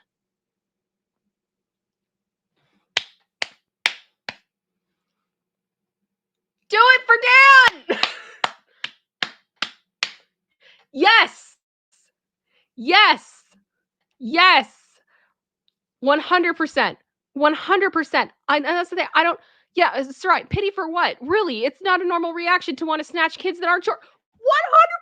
Why is this even a discussion? What? Right? F you, Dan. Exactly. I love how it's just very much like Dan has just become synonymous for like messed up family. I love that. I love that for us. I'm sorry. Wow. I'm proud of OP. Oh, to father-in-law, we won't be coming for a while. We have so much to deal with already. We can't have mother-in-law adding to it. I or hubby will give a call to discuss some things. With that, we grabbed the coats and left. Hubby had a call with father-in-law later. They had a long talk about how he'd have enough of his mother's favoritism towards his sister when there was conflict. He told father-in-law that he holds no grudge against him, but he needs a break. Lucy and I needed to do some shopping together yesterday, and she told me that mother in law could only sit afterwards. According to Lucy and father in law, after we left, father in law didn't say anything to her. He just took the mugs, plates, and stuff to the kitchen, placed it in the dishwasher, wiped everything down, and then sat in the chair looking at her and just telling her as calm as ever, "You blew it." The daughter in law who forgave so much, was willing to let so much slide, who helped us out so much, and who tried not to involve the law because of us and our family has had enough. And she is right. Mother in law started crying. Lucy was asked to leave then. To her credit, she leaves us be. Normally, I would have taken her to certain appointments, but she and father in law have made other arrangements for the time being. We are no contact with mother in law for a while. My children are devastated. She knew that mother in law had a soft spot for blabber. They knew that mother in law had a soft spot for blabbermouth, and they are shocked that their grandmother ignores the hurt her own daughter causes to her son, daughter in law, and grandchildren. They miss her. They have a lot of questions. Hubby is broken and angry. He had a talk with a therapist about it. He misses her, but he told me that his mother needs to learn a harsh lesson now. I told him once again that I would never demand from him to stop seeing his mother. If he wishes, he can go. He can call. Whatever. I wouldn't be angry. He knows my boundaries. That's so sad. Like, it really is. It's so, so sad. Oh. Did she call in? His family makes the Spears family look like family of the year. I mean, at least father-in-law knows. And like Lucy knows. You know, there are people in the family that are good. There are people in the family that have backed her up. There are people in the family that, you know, do understand what is going on and don't want to use them. But wow, has this been such an eye opener probably for her of who genuinely really loves them. You know what I mean? So sad. Oh, hi, Lacey. Do you want to say hello to everyone? Sorry, she just sat up. Do you want to say hi? Are we good for a Lacey break? Come here. Ooh. Here she is. Hi, everyone. Lacey says hi. We're so excited. She's since her surgery, she's had some trouble playing with her balls. I finally found a ball that she's comfortable playing with. So the playtime with Lacey has commenced. It has started again, which makes her a very happy girl. So we're very pleased about that.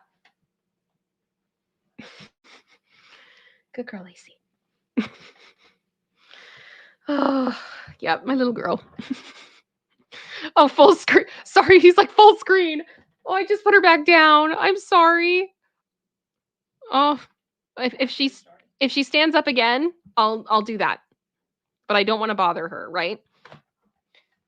This isn't a family YouTube channel, right? It's I don't like to force her to do anything. She's here because she wants to be. What? She demands to be here. Producer sister just laughed. She's like, wants, demands. Okay, here we go. I simply won't go to visit, nor am I willing to talk to her. For now, we don't want the children to go there as well. If she wishes to apologize, fine. Not now, as I'm still fuming. If/when she wants to apologize, we will have to come up with an insanely good apology, as I'm not willing to sweep this obvious favoritism under the rug. I have done that too much already. For now, I have blocked her on my phone and I have removed myself from the family group chat. Y'all, please take us out the group chat. Did you guys see that like on Instagram or TikTok? I'll share it again today on my Instagram because it's just so good. It was this girl and this lady, and she wrote this song and it was about Jada and Will. Just saying, like, every time I open my phone, I find out something new about your relationship and what's happening in your house, and I don't want to know. I don't want to know. Please take us out of the group chat. All your business. We don't need to know that. I don't care if it's a lie or if it's all facts. Just please take us out of the group chat.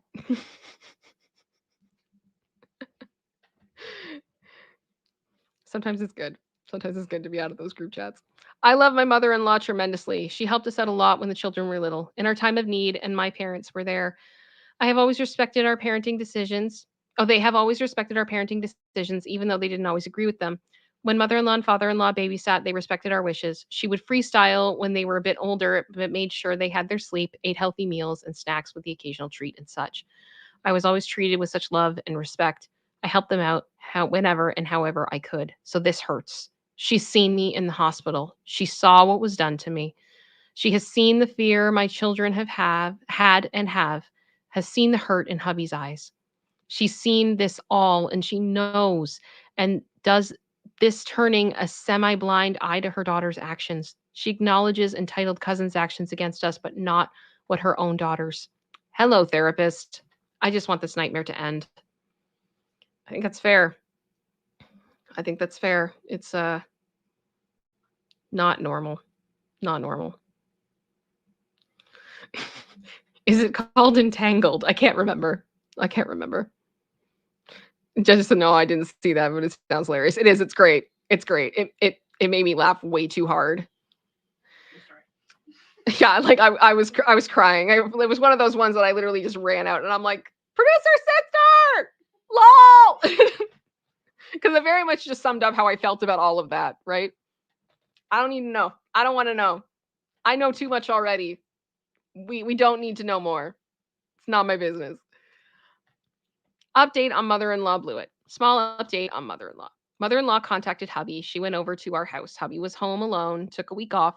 We were expecting a parcel delivery. Delivery man came. Hubby checked the cameras and went to open the door. Parcel signature, yada yada. And as the man went, mother-in-law came. She came up to him and started talking. Hubby just stood there with the parcel in his hands, and after she stopped talking, he told her, "Mom, your own daughter tried to hurt your own son and harmed your daughter-in-law and grandchildren. She knew OP would be attacked and encouraged it. If she did not, she knew and didn't care what would happen. She didn't report it or do anything or try to stop it. My wife will eventually need surgery again. Side note, left kidney, liver, and spleen were always problematic thanks to entitled cousin. And to the point they might need to be removed. We'll hear this tomorrow." Now you ask us to pity her and show mercy when all that happened because she broke the law. She hurt us.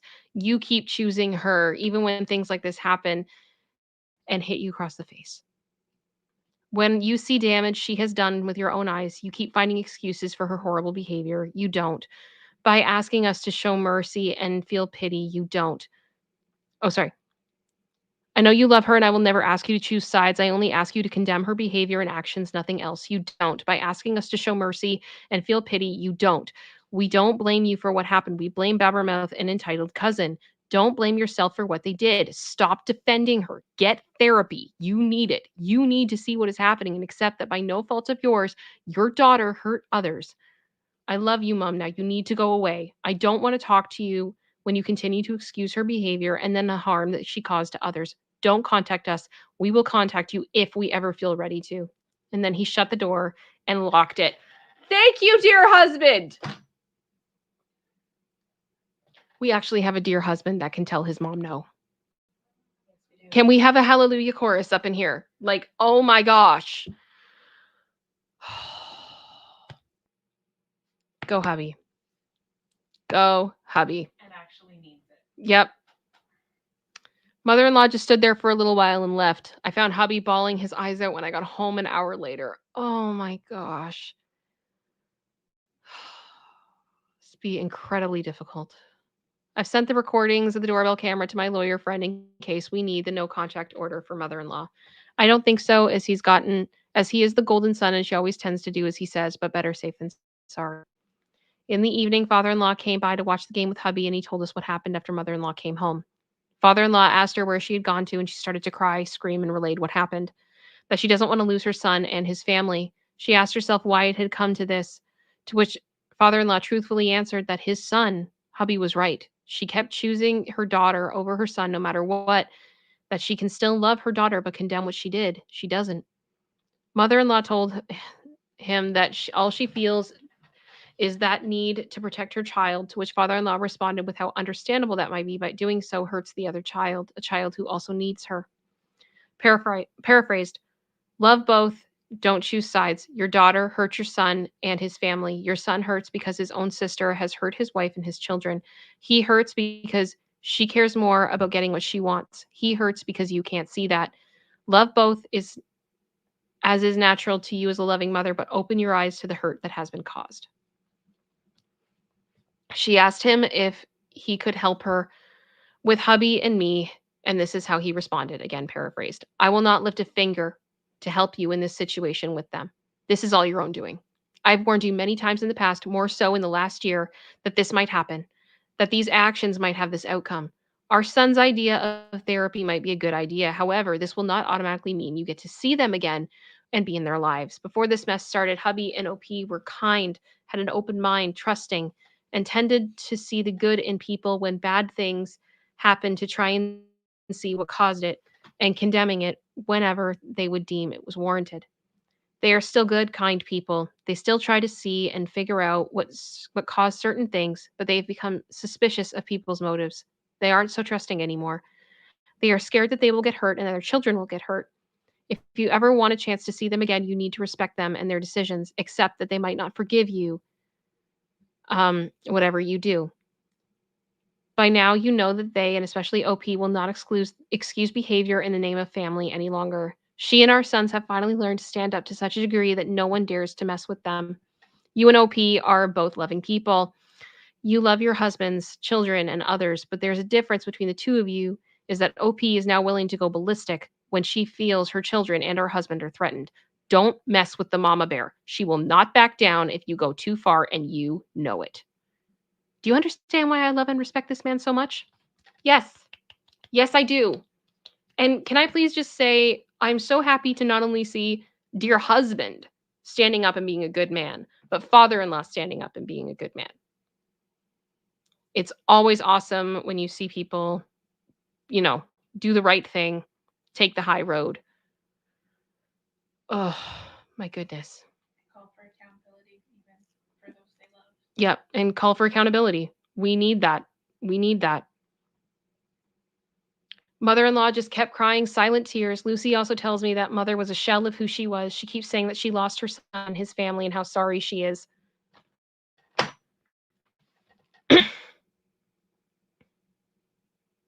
I mean, it's hard. I don't feel sorry for her. I don't. I feel like when you see your daughter-in-law in the hospital and you still can't, like you can't look at reality. I don't know. To be honest, I feel like karma came from mother-in-law. As of now, I don't feel any inclination of having contact with her. She is elderly, and I know that she might die without ever seeing us again. It hurts a lot. She really means so much to me, but I will not expose myself or my children to her favoritism. She may be crying about how sorry she is, but I will only believe her if she proves it. I don't believe words anymore, just actions. What we need is for her to show us that love for Blabbermouth should not blind her to this degree. Hope she can. I truly hope so. She won't get a get out of time card because she is family.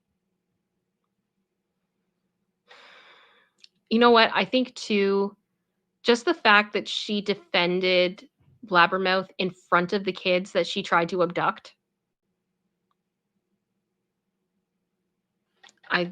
It's not okay. Okay. Brother-in-law and Blabbermouth have come to beg a comedy. Dear Reddit family, another long update. Oh no. Here we go. Are we ready? Oh gosh. Mentor art mother-in-law. She lives in evil Narnia. Ew. Ew. Katie Arce just said, how many slides left? We are on slide 18 of 30 today. Oh. All right. Brother-in-law and Blabbermouth have come to beg a comedy.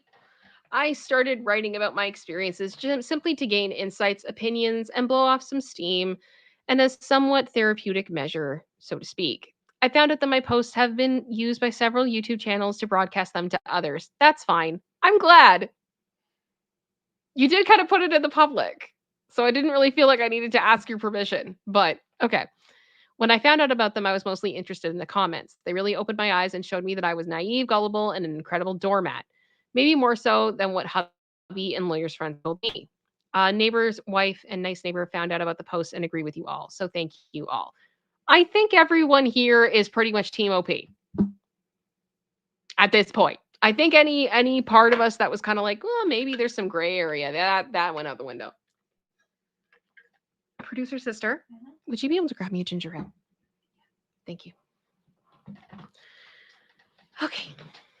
Other family members have also found out about the post. They weren't happy with it, and some started to spout some BS about privacy. And when they read the responses and saw everything from my point of view, they felt even more ashamed than they already did. You should feel shame. Shame. Shame. For real. In one of the last posts, people gave a lot of advice about protecting ourselves in our home. Thank you for that. We've been following some self-defense and martial arts classes when possible. The children were given alarms. Schools were told about what happened and protocols were written for their safety. We sold our cars and brought other ones so that we can park some streets away. We have the majority of our groceries delivered as well. A company that specialized in home defense was told to make our homes safe again. We have a contract with that company, so in case crap hits the fan, they know to haul their butts our way ASAP. Local law enforcement also has a big red flag attached to our phone numbers and address. We don't expect a lot now, but better safe than sorry. We've certainly learned that. The neighborhood watch is a success. We've had a lot less attempted break-ins and theft. Okay, that's good. Yes, I can take it. Oh, okay. Sorry, guys. I need some hydration for my throat. Oh, it's okay. Just take it out of the can. It's fine. Yeah, it's okay. Thank you very much. Okay. Sorry. My children have found their courage to walk LeFou on their own without me or hubby. They're not as afraid as they were shortly after the debacle with Blabbermouth and entitled cousin. Talks with their therapists have helped a lot. Eldest struggled sometimes as he thinks that being the eldest means taking care of his siblings without fail. Oh, I needed some surgery. as the A made some pre-existing health issues worse. Hubby is still restless sometimes. He's taken his self-defense and martial arts lessons seriously. He thought and still thinks at the times that he failed in his duty to protect his family. With the help of his therapist, he can shake that feeling more.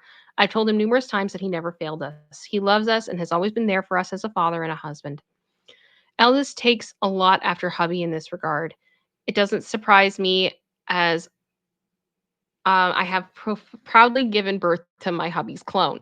Nice neighbor has been a great help as well. Sometimes men need another man/man to tell them what they need to hear without therapist talk.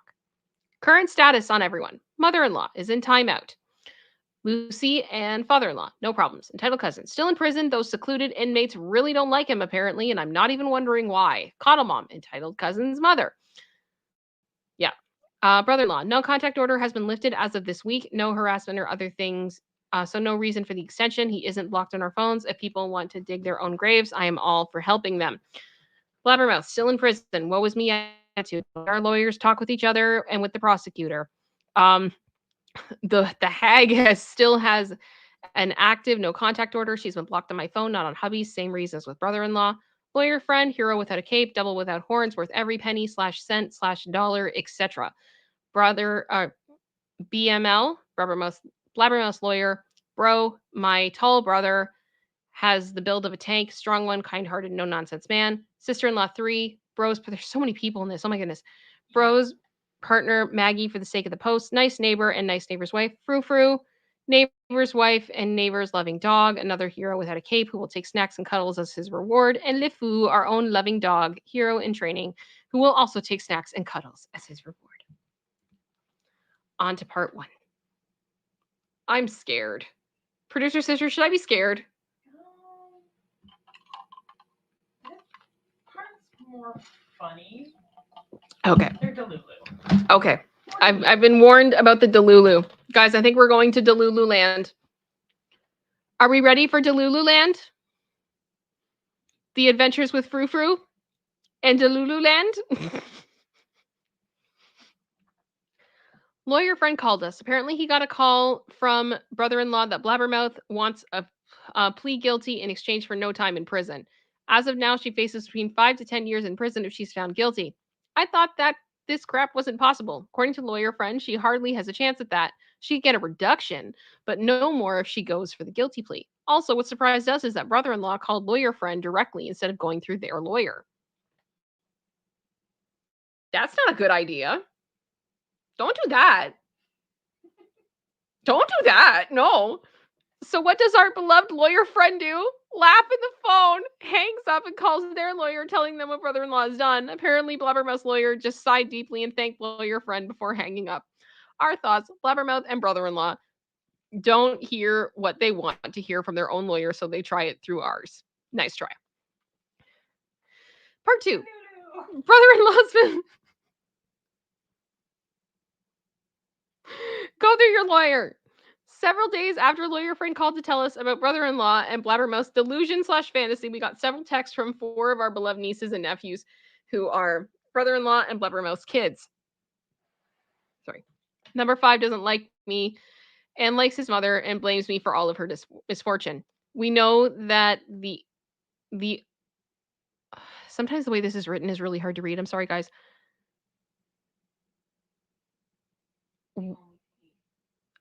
We know that only he doesn't bother us is that the only, I guess he doesn't bother us because his parents have warned him to stay out of this. And as of now, he hasn't messed up and we're still somewhat willing to pay for his college education. The other 4 kids and us have a good relationship. They know what Mother Dearest tried to do and have decided on their own that they're done with her entitled crap and with the father semi-enabling it. And our 1 and 2 have moved out, and our 3 and 4 just can't yet, but are barely home. Since their mother is in jail, and the eldest 2 decided to drop in on their father. Sorry, did I skip there? Since their mother is in jail. I'm sorry, I'm getting lost here. And the eldest 2 decided to drop in on their father and younger siblings to keep an eye out for the help when needed. Brother-in-law was very unhappy and angry, and he knows what Blabbermouth did was wrong, and he thinks the whole kidnapping and assault thing is blown out of proportion. I mean, the court disagrees, but okay. They were all having lunch, and brother-in-law came up with the amazing idea to have a talk with me and to an extent, hubby. Bad idea. Whose phone explodes with texts after that lunch? Mine and hubby's. Eldest niece tried and managed to get a time frame for her from her father and texted us that. Since we didn't want our children to watch whatever might go down, we asked Bro and Maggie if they could go there for a couple of days to hang out with their cousins. No problem after explaining the situation. The children were scared but didn't want to leave. Bro flexes his muscles, they love that, and tells them that he'll keep us all safe. Then we call the nice neighbor and neighbor's wife, explain the situation, and ask if they are available in case we need witnesses and help. Before we could finish, we heard the doorbell ring. Nice neighbor, neighbor's wife, and Frou Frou were all there. I really love these people and dog. Frou Frou! So some hours later, and brother-in-law makes his grand appearance. For those of you who wondered if we invited him in, of course not. Heck, we didn't even open the door. The doorbell camera has been granted its own altar at our home. Well, almost then. He began his sob story about how Blabbermouth didn't mean it and she was so sorry and blah, blah, blah, blah. She asked and begged through sobs, or he asked and begged through sobs if we could drop the charges. No, even if I could, I wouldn't. Oh, brother-in-law, fun fact. Yeah, the prosecutor is the one who decides that now. You know, because what Blabbermouth did are felonies. Exactly. This isn't civil anymore. You don't get to do that. You don't get to be like, drop it, drop it, drop it. You should have thought of that before you committed a criminal offense. I'm sorry. Like, producer sister, does that make sense? Mm-hmm. You know what I'm saying? Like, it's absolutely ridiculous. I cannot. You know what I cannot believe, and I know that there's a level of this for me that I have to be understanding with. That I look at the news all the time. I look at court cases all the time, and I am not a legal person. Like, I'm not a legal professional in any way, but I've learned so much over the past year, and I cannot believe how many people are so unaware of the way that the law system works. It's actually wild. It's really wild. And I feel like I learn more and more every day, but I feel like this is something that we probably should learn more, like, in our education of the way that law works, because your brother-in-law, you are literally risking potentially getting another no contact order to ask them to do something that they cannot do. Yep. They have no control. This is so stupid. It's so stupid. You are wasting your time, and he is making himself vulnerable to potentially having a legal problem himself. Idiot. Sorry. Because what Blabbermouth did are felonies. You don't get to try and abduct people and get away with that with a slap on the wrist. You don't get to show your big blue eyes and get away with aiding and abetting assault. Even if he changes his mind, it won't be because of your puppy eyes begging, but of lack of evidence, which he has plenty, and you know that. I'm not sure that your lawyer has. So I'm sure your lawyer has told you this. So why the heck are you trying it here? Oh, right. It's because you and Blabbermouth don't want to hear no. Last but not least, me, hubby, and children will be a lot safer if her entitled behind is in jail and not polluting the free air with sense of entitlement. That's a little savage. Sorry, it's kind of funny. Is it undeserved? It's not. I'm not saying it's undeserved, producer sister. I'm just saying, wow. After hearing this piece of information, brother-in-law became angry. Family this, family that. Oh my gosh, I just feel like Vin Diesel keeps popping up, and I'm like, no, go away, go away. Family helps each other crap, and then the golden phrase was, but she's family, and you don't hurt family. To which we responded with, but we're her family. Why did she hurt us then? No response. He just stood there. Exactly. The lack of self-awareness of these people is incredible. Oh, I know, Pearl Jan, I'm the same. I can't deal. I cannot deal. Right, and is that ratify 100%? How would he feel if things like this was happening to his wife and kids? Seriously. Seriously. Sorry, I just saw I missed 2 super stickers. Thank you, Jean Rick, for the $1.99 super sticker. And Maria24T for your super sticker. I have to pull back open my window to see which ones they are. Give me a second, and I will look. Ah! My links are going crazy. I'm so sorry. Ah. I'm sorry for the weird noises I make too when I am stressed. I do apologize.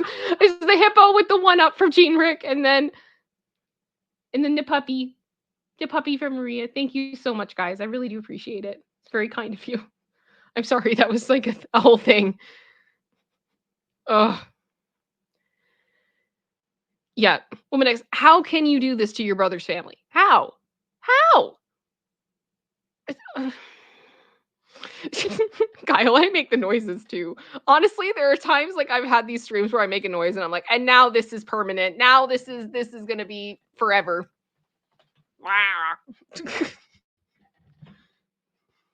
Oh my gosh. Then he started cursing. Of course. Of course. How I'm assuming an SLUT and a B. Funny how when you can't argue with the logic, you start arguing basically with gendered insults. That always makes me laugh. Tell me you've got nothing without telling me you got nothing. And it's all my fault. Sure, brother-in-law, blame the one that helped you pay off your mortgage and your children's tuition because all we wanted was to help family. If you don't want the money, then we would like to have it back. Would you like to pay it back in all one go or in a payment plan? Yes, we were semi-teasing. He raged on. How dare you? And it's not funny. Of course it isn't funny. But what isn't funny as well is that Blabbermouth only accepted me when it suited her and when things happened the way that she wanted. If not, she would try to manipulate things and people so she could get something of what she wanted.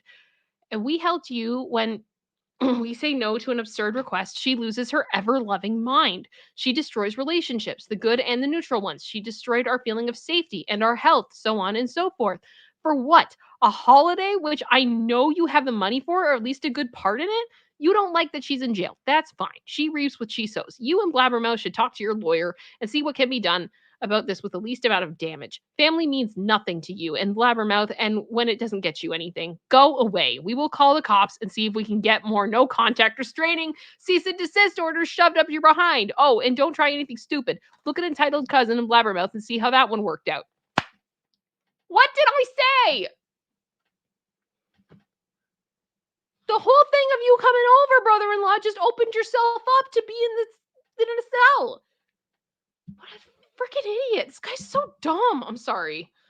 I'm not trying to be mean, but like he's stupid. Yeah, curses in Jacksonville, Bedore art for real.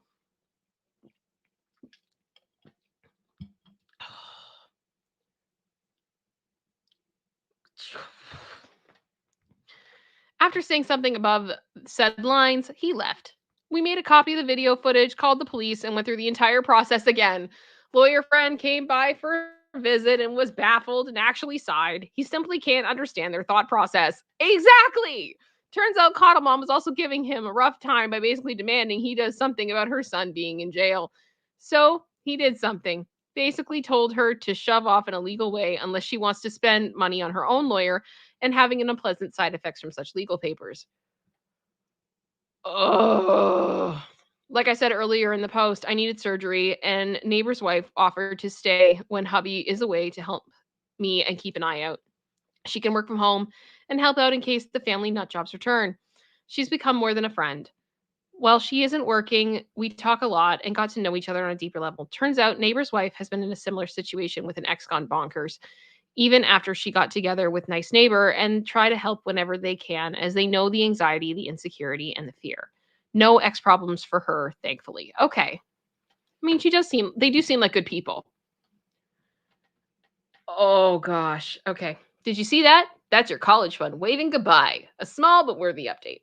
Eldest is my eldest child, youngest is my youngest one. This time, Blabbermouth and brother-in-law's youngest child, 18 male, I'll call him entitled Apple Kid, as apparently the apple doesn't fall far from the tree. Apple Kid? Oh my gosh. Entitled Apple Kid is going to start college in September if everything goes well. As some Redditors might know, I have a college fund for some people in the family, entitled Apple Kid included. They have strict stipulations. and it only covers books and tuition. No extracurriculars, housing, or living expenses. If they want to go and live someplace else, fine, on your own dime, that is. At the start of this whole drama, the eldest had finished college, the second was set on graduating this year, and the two middle ones are busy with college. Entitled Apple Kid is the last one. With all what happened with Entitled, Apple Kid reared his head from time to time with offhand remarks in the beginning and demands for money. We made it very clear in words on paper that if he continued with this or did other things that were by law not allowed, he could wave his funds goodbye. Hubby and I operated on the notion of a small child should not suffer for its parents' blatant stupidity. If they decide to be stupid themselves, they shall reap what they sow. Blabbermouth and brother in law have had some stern talks with Entitled Apple Kid to keep his head down to his studies so that he could get things paid for. They have always known we would never just hand over the money, but get the information, confirm it, and pay for it still. Still, they didn't complain about that free money. About the incident. We have instructed eldest to not escalate situations, call us/law enforcement, and seek out other adults if needed possible in case of conflict. Filming whatever he could was something he had already figured out. Well, Entitled Apple Kid and Eldest met by chance a couple of days ago while Eldest and his siblings went out together. Eldest just gave him a hello and turned to walk away. Entitled Apple Kid didn't like seeing him or whatever and started to shout and curse at Eldest, preventing him to leave. My two youngest heard the commotion and ran to their brother's aid. Youngest started filming. Good. Entitled Apple Kid kept pushing his chest up against Eldest and compliments to my son. He never hurt him and stayed calm. When Entitled Apple Kid grabbed his shirt, he used some of the skills in self-defense and decided to make sure Entitled Apple Kid let him go, but nothing else. My middle child then said something to Entitled Apple Kid. Is it a family trait to want to go to jail or something? I love him. If you hurt him, you will go there. You might see your mother again. Oh!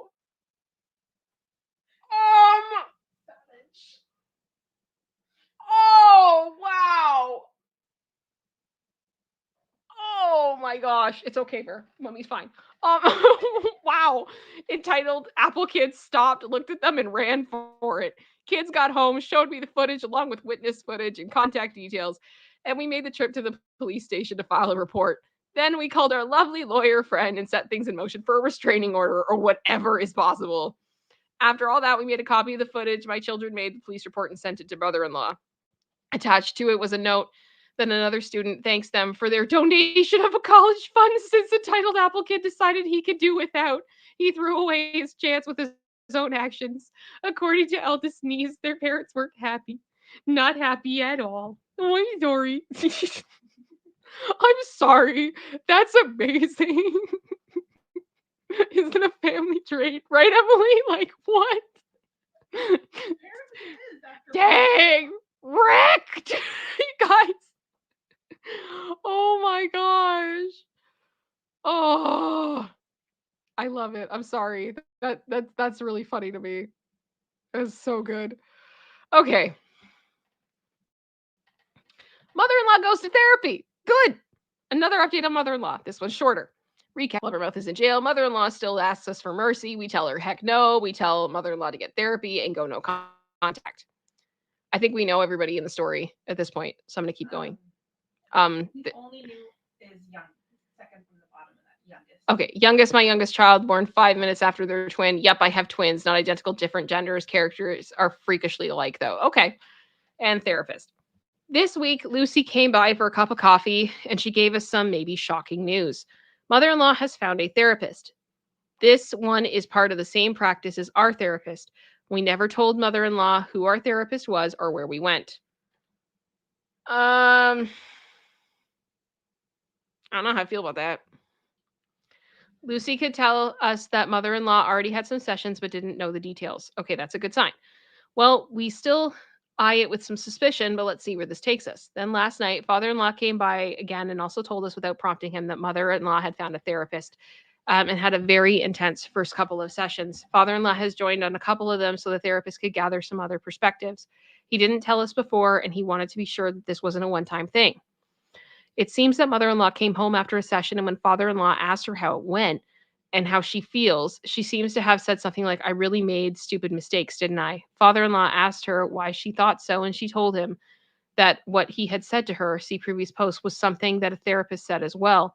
The therapist apparently said that to love a child isn't wrong, but the actions that are caused by that love can do wrong to the child and to an extent to others as well, or something like this. She seemed very sorry and understood better what went wrong. Mother in law is finally beginning to understand the consequences of her actions. Hallelujah! For real.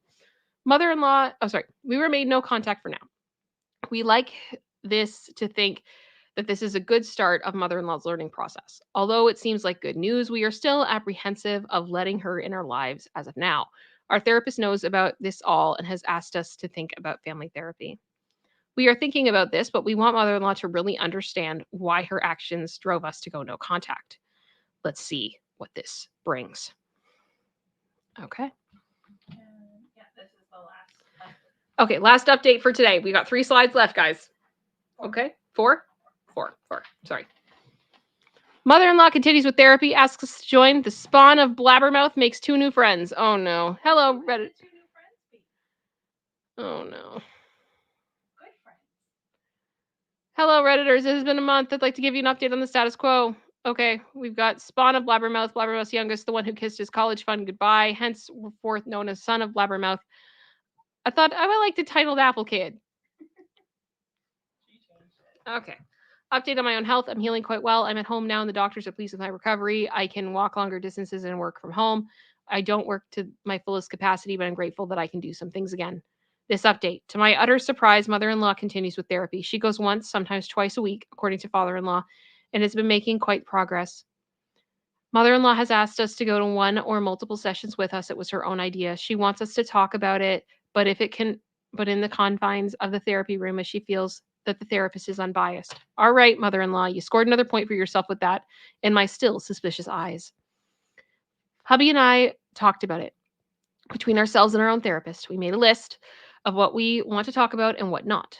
We went in and it went quite well. Therapist started and explained why we were asked. We could say what we thought, and mother-in-law told them that she understood more slash better slash finally our standpoint. She had written down some examples hubby had used, and, and she had a talk with father-in-law and even other family members about situations in which she blatantly favored Blabbermouth. To keep it shorter, she explained why she felt how she felt. She understands that she should have done things in a somewhat different way, and that she is sorry if she took Blabbermouth's side too much. She felt that Blabbermouth was like her in some ways, not entitled ways, and therefore couldn't help herself. Okay, hubby and I just absorbed what she had said. I simply asked what made her see it this way. So uncomfortable moving from side to side while asking what I meant. I asked the therapist if I could be honest, blunt to a point. I could to a point. I told mother-in-law that if things got difficult, or when she wants things to stop happening, she starts ignoring what happens. Like an ostrich, she sticks her head in the sand, hoping that everything just blows over. Going to therapy and basically dig up every little dirty thing about this was difficult. What has happened that has made her go against this tactic of hers? She looked me in the eye and said the therapist had made me see you and hubby as kind people who love their family to a fault, allowing a lot, maybe too much, that you love me, and I ruined so much by my actions. Father-in-law said the same. Aunts and uncles said the same, even the ones who hurt you. The fact that my own son, you, and the children didn't want any contact with me was a wake-up call. I know what I did was stupid, but I really had the feeling you blamed me for everything that happened and was still going on. I asked if I could speak on my own behalf, and I told her that I didn't blame her for what was going on. I didn't blame her for the things entitled cousin or Blabbermouth did. That were their choices, not hers.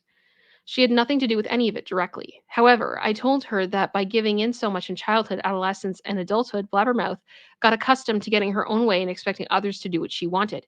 If she didn't get her way, she would manipulate to get her way. What felt like a knife through our heart was that I was attacked and in danger, and our children were in some danger, and she kept asking for pity and mercy for Blabbermouth, condoning her actions, not looking or wanting to see what she was doing to us. That went too far. That hurt too much. We understand that she loves her daughter, but it's her selective blindness that condoning, excusing that behavior, etc., just hurt us the most. I repeated what I have stated before. Love her as you want. I cannot and won't tell you who to love or not. But please look at the actions of a person and the facts of them. She hurt us, your son, me, and your grandchildren. We also matter. Hubby said that he agreed with this and added his own feelings as well. She started crying and saying she was sorry. She simply didn't/couldn't believe one child was hurting her other one. It ended there with a new appointment for a couple of weeks, summer holiday for the therapist. I think it's a good start. So to be continued. No contact will continue outside of the sessions. I think that's a good idea.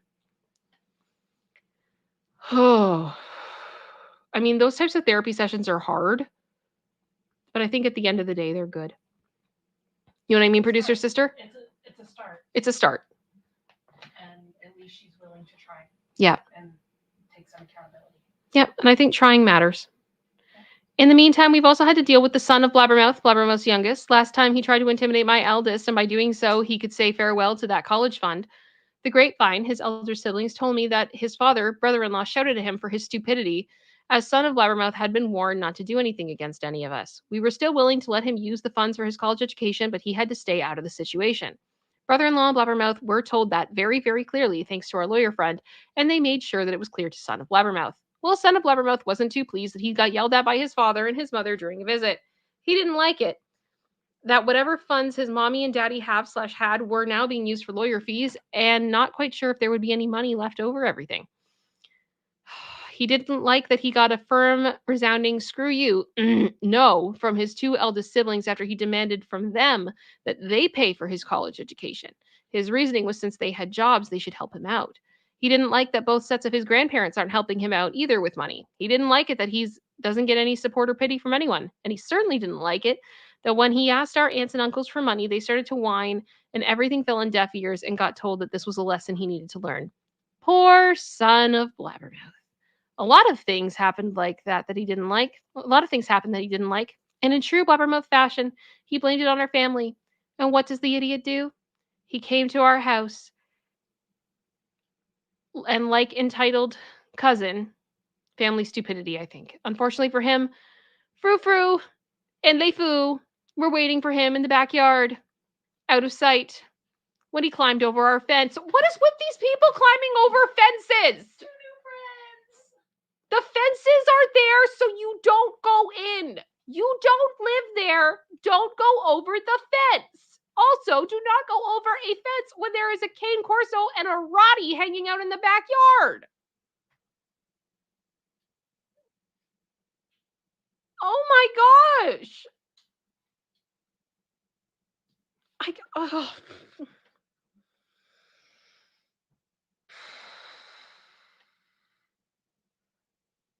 This kid's an idiot. I'm sorry, there's too many stupid people in this story. I can't handle it. Nice neighbor, neighbor's wife, and us were at some elderly neighbors of ours, couple houses away. And since the lady is a bit scared of dogs, we opted to leave them in our yard. The couple has adopted us, and since the lady of the house is an amazing cook and baker, to say the least, we love to frequent the place and help them out with what is needed. We were sitting in the yard, chatting away when we heard the screams and barks. I can't really run, so I go and check the footage at our house cameras. Lo and behold, son of Blabbermouth is crouching on the same table entitled cousin was on when he had to flee for 100 pounds of protective muscle, fat, and sweetness, aka Frou Frou. And now the son of Blabbermouth got the honor and pleasure to meet Frou Frou and Lei Fu at the same time. Son of Blabbermouth was not happy. Blue-clothed lads and ladies armed with shiny and not so shiny accessories show up to take him away. That is such a beautiful sentence. We don't think that he could be legally charged with anything more than trespassing, but beggars can't be choosers. I mean, you could still do no contact. According to our inside informants on that side, it's safe to say brother-in-law wasn't happy, would be an understatement. Son of Blabbermouth was picked up from the station, tore some brand new holes, got his game consoles, iPad, and everything deemed non-essential taken from him by his father, and he has limited access to his laptop, school only, and has been grounded to boot. Son of Blabbermouth is sulking a lot to his siblings. When he started to cry, one of his brothers, he got told that it was his own fault and that he was stupid. He is. He is. He's being an idiot. He certainly doesn't get any pity from others. Why is the son of Blabbermouth so entitled? Blabbermouth coddled him that had more effect on than when his father set him straight. We do hope that away from the influence of evil, his mother might set him straight. let's keep our fingers crossed for this. Also, our court date is getting closer. As of now, it is scheduled for the end of October if there aren't any delays. I will update again after that. And that is everything. That's the what, guys. Guys, I gotta say that amount of stupid is incredible. Incredible. My brain hurts. My brain hurts from the dumb. It does.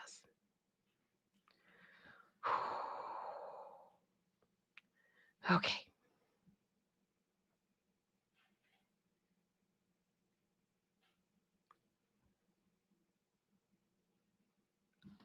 I'm really sorry, guys. I just got a text message I need to deal with. I'm going to end the stream. I will talk to you guys probably Wednesday. I would really appreciate it if you guys would be able to leave a comment when the stream ends. Just reload the page, and I would very much appreciate it if you guys could do that. I'm sorry I can't stay any later. I will talk to you guys all on Wednesday. I hope you all are well, and I will talk to you all soon. I'm so sorry. I'll talk to you guys later.